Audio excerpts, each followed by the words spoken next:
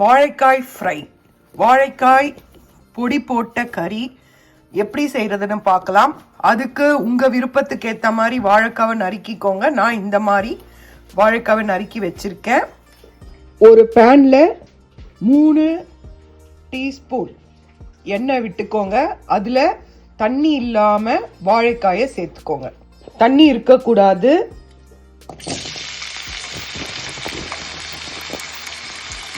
தண்ணி இல்லாமல் வாழைக்காயை சேர்த்துக்கோங்க.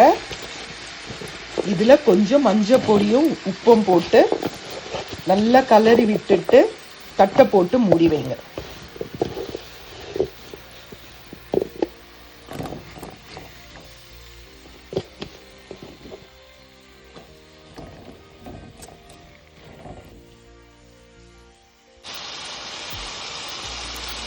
நான் 1/4 டீஸ்பூன் மஞ்சள் பொடி சேர்த்துருக்கேன், 1/4 டீஸ்பூன் உப்பு சேர்த்துருக்கேன். இதை நல்லா கலரி விட்டுட்டு தட்டை போட்டு மூடிடுங்க. மீடியம் ஃப்ளேமில் வைங்க. தண்ணி இல்லாமல் தாங்க இது வேக வைக்கணும். நான் 3 டீஸ்பூன் எண்ணெய் விட்டுருக்கேன். உங்களுக்கு இது கூட தெரிஞ்சால் நீங்கள் குறைச்சிக்கலாம். இதை நல்லா கலரி கொடுத்துருங்க. கலரிட்டு நாலா பக்கமும் நல்லா கலரி தட்டை போட்டு மூடி வைங்க.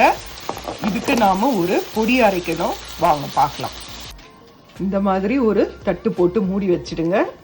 பொடி செய்யறதுக்கு 1/2 டீஸ்பூன் சோம்பு எடுத்துக்கோங்க, 1/2 டீஸ்பூன் ஜீரகம் எடுத்துக்கோங்க, 1/4 டீஸ்பூன் மிளகு எடுத்துக்கோங்க, 2 வரமிளகாய் எடுத்துக்கோங்க, சும்மா ஒரு 4-5 கறிவேப்பிலை எடுத்துக்கோங்க, 1 பூண்டு எடுத்துக்கோங்க. நான் ஒரு வாழைக்காய் தான் எடுத்திருக்கேன், அதனால நான் இந்த அளவு எடுத்திருக்கேன். நீங்கள் ஒரு 2 எடுத்தீங்கன்னா இதெல்லாம் ஒரு ஸ்பூன் எடுத்துக்கோங்க. மீதி மிளகு மிளகாலாம் உங்கள் காரத்துக்கு ஏற்ற மாதிரி எடுத்துக்கோங்க. இந்த பொருளெல்லாம் நாம் எடுத்துக்கலாம். இதை நாம் பேனில் நல்லா ஃப்ரை பண்ணி எடுத்துக்கலாம். 2 டீஸ்பூன் பொட்டுக்கடலையை வறுத்துக்கோங்க. இந்த ஸ்பூனால் நான் 2 டீஸ்பூன் போட்டிருக்கேன். சூடு ஏறுற அளவுக்கு வறுத்துக்கோங்க. ரொம்ப செவக்க வறுக்க வேண்டாம். சூடு ஏறின பிறகு எடுத்துருங்க.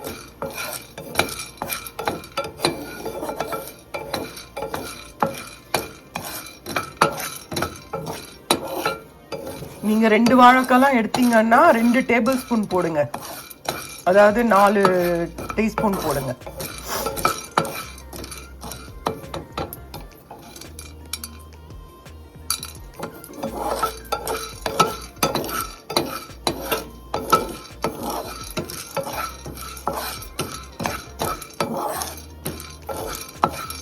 அவ்வளோதான், போதுங்க. இது சூடு ஏறிடுச்சு.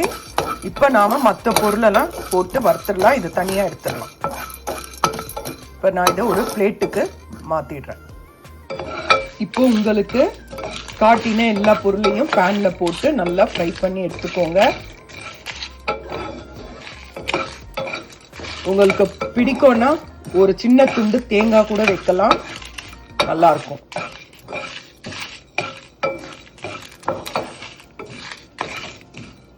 இதை நல்லா வறுத்து எடுத்துக்கலாம். திறந்து பார்த்தீங்கன்னா இந்த மாதிரி இது வெந்து இருக்கும்.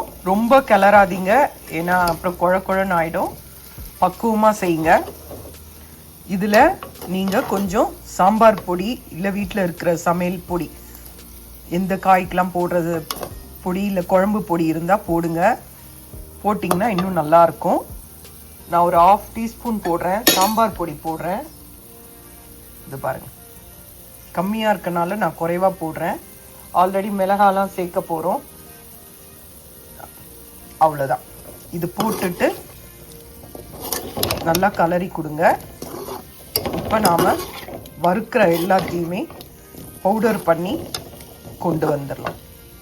இது நல்லா வறுப்பட்டாச்சு.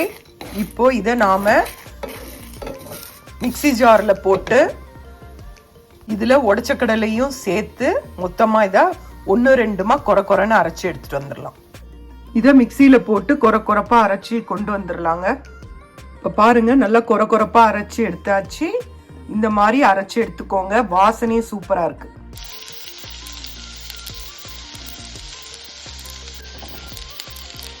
இப்போ நான் ஒரு பேனில் கடுகு, உளுத்தம்பருப்பு, பெருங்காயம், கறிவேப்பிலை, ஒரு பல் பூண்டு தட்டி தாளித்து இதில் கொட்டியிருக்கேன். நான் அதை உங்களுக்கு எடுக்கிறதுக்கு மறந்துட்டேன். அதை போட்டு இதை நல்லா கலரி விடுங்க. உப்பு டேஸ்ட் பார்த்துக்கோங்க. உப்பு நம்ம ஏற்கனவே சேர்த்துருக்கோம், அது பத்தாது. இருந்தாலும் கொஞ்சம் உப்பை இதுக்கு மேலே தூவி விடுங்க. இதை பொறுமையாக கலரி விடுங்க. ஏன்னா இல்லைன்னா இந்த மாதிரி இருக்காது, குழஞ்சிடும். அதனால பொறுமையாக கலரி விடுங்க. இது ரொம்ப நல்லா இருக்கும். சாம்பார் சாதம், தயிர் சாதம், ரசம் சாதம், வத்த குழம்பு சாதம் எல்லாத்துக்குமே நல்லா இருக்கும். நல்ல டிஷ்ஷு. இதை செஞ்சு பாருங்க. இப்போ நாம அரைச்சி வச்சிருக்க பொடியை நாம இதில் சேர்த்துடலாம். மீடியம் ஃப்ளேமில் வைங்க. வச்சுட்டு இதை வாழைக்காய் உடையாம நல்லா கலரி விடுங்க நிதானமாக. இப்போ இதை மெதுவாக இந்த வாழைக்காயில் ஒட்டுற மாதிரி நல்லா கலரி விடுங்க. கலரி விட்டு லோ ஃப்ளேமில் ஒரு 10 நிமிஷம் பொறுத்து எடுங்க. சூப்பராக இருக்கும். சேர்த்தாச்சுங்க. இந்த பவுடர் சேர்த்துக்கனால கொஞ்சம் நாம் உப்பை மேலே தூவி நல்லா கலரி கொடுங்க. இது ரொம்ப நல்லா இருக்குங்க சாப்பிட்றதுக்கு. இது செஞ்சு பாருங்க. வாழைக்காய் பொடி போட்ட கறி ரெடி.